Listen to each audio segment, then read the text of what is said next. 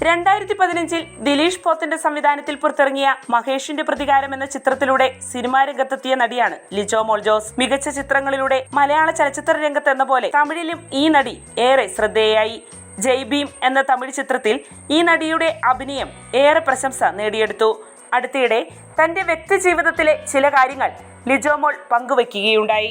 തന്റെ അമ്മ രണ്ടാമത് വിവാഹിതയായതിനെ തുടർന്ന് ബന്ധുക്കൾ തങ്ങളിൽ നിന്നും അകന്നുവെന്നും അതേ തുടർന്ന് വെക്കേഷൻ കാലത്ത് പോലും എവിടെയും പോകാൻ പറ്റാത്ത സാഹചര്യങ്ങൾ ഉണ്ടായി എന്നും ലിജോ മോൾ പറയുന്നു. എന്റെ അമ്മ രണ്ടാമത് കല്യാണം കഴിച്ചതുകൊണ്ട് എന്റെ അച്ഛന്റെ ഫാമിലിയിലെ കുറെ പേർക്ക് ഞങ്ങളോട് പ്രശ്നങ്ങൾ ഉണ്ടായിരുന്നു. അങ്കിൾ, ആന്റി, അങ്ങനെ ഒരുപാട് അടുപ്പമുള്ളവർ ഞങ്ങളിൽ നിന്നും അകന്നു. ആ കുറച്ചു വർഷങ്ങൾക്കുള്ളിൽ വെക്കേഷനുകളിൽ ഞങ്ങൾക്ക് പോകാൻ വീടുകളൊന്നുമില്ലായിരുന്നു. അപ്പോൾ വെക്കേഷൻ സമയത്ത് എവിടെയും പോകാറില്ല. അതൊക്കെ നല്ല ബുദ്ധിമുട്ടായിരുന്നു.